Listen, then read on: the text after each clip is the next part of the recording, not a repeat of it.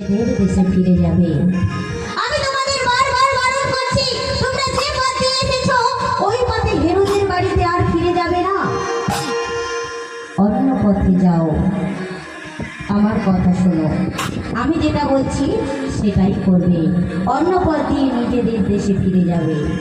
যখন স্বর্গদূত এই আদেশ দিলেন তখন সেই তিনজন পণ্ডিত প্রভু যিশুকে প্রণাম জানিয়ে স্বর্গদূতের কথা মতো কি করছে, যাই যাই যাই চলে যায়, যাই যাই যাই চলে যায়।